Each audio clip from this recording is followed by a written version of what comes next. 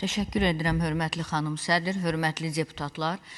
Təqdim edilən qanun layihəsi hal şahidlərin inzibati xətalar üzrə icraat prosesinə cəlb edilməsini, aradan qaldırılmasını nəzərdə tutur. Burada məqsəd inzibati xətalar üzrə icraatın sadələşdirilməsinə, tezliyin təmin edilməsinə, insan hüquqlarının daha səmərəli həyata keçirilməsinə nail olmaqdır. Bildiyimiz kimi, inzibati xətalar haqqında işlər üzrə icraatın aparılmasında vəzifəli şəxs tərəfindən hal şahidləri dəvət olunur və bir sıra tədbirlər həyata keçirilərkən bu məcburi xarakter daşıyır. Deməli, qanun layihəsinə əsasən isə bütün hallarda hal şahidlərinin iştirakı aradan qaldırılmaqla, bu tədbirlərin fasiləsiz video çəkiliş aparılmaqla həyata keçirilməsi təklif edilir.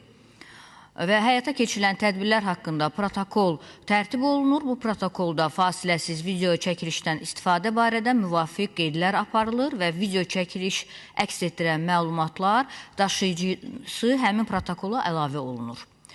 Hörmətli deputatlar, qeyd etmək istəyirəm ki, oxşar dəyişiklikləri Milli Məclis tərəfindən 2016-cı ildə Azərbaycan Respublikasının Cinayət Prosessual Məcəlləsində də edilmişdir.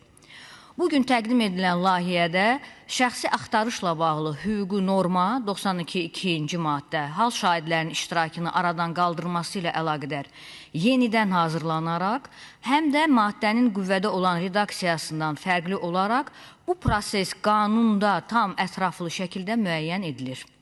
Belə ki, qüvvədə olan redaksiyada şəxsi axtarışın hansı hallarda aparılma imkanı, axtarışın şəxsin soyundurulması ilə müşahidə edildikdə prosedurun necə olması bir boşluqdur. Ona görə bir daha qeyd etmək istəyirdim ki, 92.2-ci maddə yeni redaksiyada verilərək və yeni 92.2-1 maddə əlavə olunmaqla bu proses müfəssəl şəkildə qanunda öz əksini tapmış olur. Layihədə təqdim edilən digər bir təklifə əsasən isə barəsində inzibati icraat aparılan şəxsin və zərər çəkmiş şəxsin razılığı olmadan inzibati hata haqqında iş üzrə icraat zamanı foto və ya video çəkilişin yaxud səs yazma materiallarının media subyektinə təqdim olunması inzibati məsuliyyətə səbəb olacaqdır. Hesab edirəm ki, təkliflər müsbət dəyişikliklərdir, işin obyektivliyinə xidmət edən dəyişiklikdir və həmkarlarımdan da qanun layihəsini dəstəkləməyini xahiş edirəm. Diqqətiniz üçün təşəkkür edirəm.